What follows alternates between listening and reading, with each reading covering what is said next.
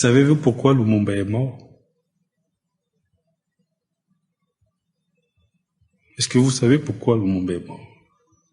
Il est mort parce qu'il voulait défendre ou qu'il s'était opposé à des intérêts plus forts que ceux qu'il représentait. Mais c'est quoi ces intérêts? C'est vague. Vous faites partie de l'élite congolaise. Lumumba est mort il y a plus de 60 ans. 62 ans ou 3 ans. Parce qu'il, peut-être, vous savez que si on ne sait pas, si on ne sait pas pourquoi Lumumba est mort, c'est-à-dire on n'a pas tiré des bonnes raisons de sa disparition, c'est qu'on a un pan entier de notre histoire que nous méconnaissons. Alors que la vie d'une nation est une continuité historique. Nous sommes en train de continuer une histoire que nous ignorons. Nous sommes qui? Parce qu'un peuple doit être acteur de son histoire. Mais nous ne connaissons pas cette histoire. Et je commence par l'histoire la plus récente. Je ne remonte pas au XVe siècle avec les conquistadors espagnols et lusitaniens. Je parle de la mort de Lumumba. Connaissons-nous pourquoi Lumumba est mort? L'accord avec Kwame Nkrumah? Par exemple. Vous savez, Lumumba arrive, il est Premier ministre. La première chose, il fait une tournée du 2 au 8 août. Les 8 août, là je vous parle des témoignages, nous sommes dans l'émission témoignages, que m'a confié mon grand-père Mathias Kemichanga, qui avait accompagné Lumumba dans sa tentative d'exfiltration vers Kisangani. Ils se sont retrouvés à 3, 4 dans la pirogue qui traversait la rivière Kwilu pour aller de l'autre côté et continuer sur Kisangani. Ils étaient à 4. Il y avait lui-même, Patrice Emery Lumumba, Pierre Moulele, un autre combattant, Vincent Lubuma, je crois, et mon grand-père Mathias Kemichanga. La nuit à 23 heures, la nuit du 1er au 2 décembre 60, il dit à mon grand-père, « Tu sais pourquoi les Occidentaux s'acharnent sur moi? Tu sais pourquoi, quoi que je fasse, ils vont me tuer? » Mon grand-père dit, « Pourquoi? » Les 8 août, j'ai signé, et c'est la première fois que j'en parle, hein. Depuis la mort de mon grand-père, la mort de Lumumba, j'étais pas encore né.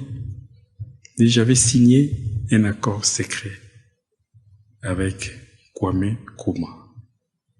Un accord portant création des États-Unis, du Congo et du Ghana. D'autres nations devaient rejoindre cette république confédérale, notamment la Guinée. Conakry. La Guinée de Sékou Touré. Les Mali de Modibo Keïta. Et avec Nasser, ils étaient en discussion pour élargir au niveau du Maghreb ces nouvel État confédéral.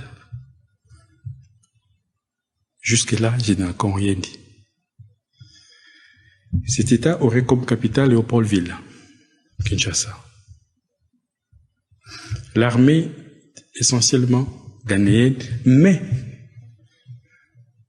Kwame Nkrumah lui dit, depuis l'événement de Brownsville aux États-Unis, au Texas, où une centaine de militaires noirs de l'armée américaine,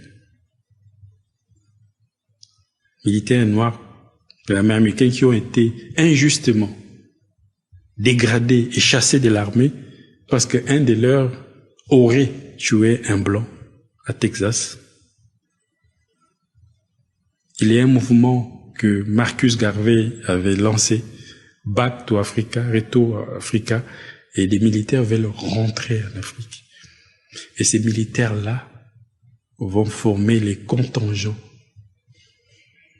des grands officiers de l'armée confédérale du Congo et du Ghana. C'est là où les ennuis de Lumumba commencent. C'est que cette république nouvelle la République fédérale nouvelle, pouvait avoir une armée forte, renforcée par des guerriers afro-américains. Alors que l'ossature de base était déjà l'armée ghanéenne qui était en place depuis 1956.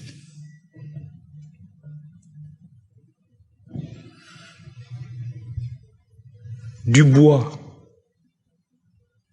c'est un Afro-Américain qui était secrétaire général du premier congrès panafricain en 1900, mais qui fréquentait beaucoup Kwame Nkrumah. Dubois a eu l'information auprès des services secrets américains que cet acte-là, posé par Lumumba, était éminemment anti-occidental et que cet homme ne devrait plus vivre.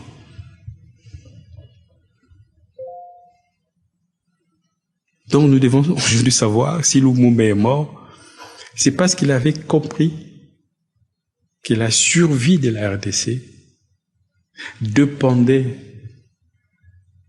de son insertion dans une république confédérale, panafricaine, et qu'il avait dit même à mon grand-père, si le Congo n'est pas la force motrice de cette république panafricaine, les Occidentaux vont revenir en 1885, s'acharner sur le Congo, le dépecer et le détruire.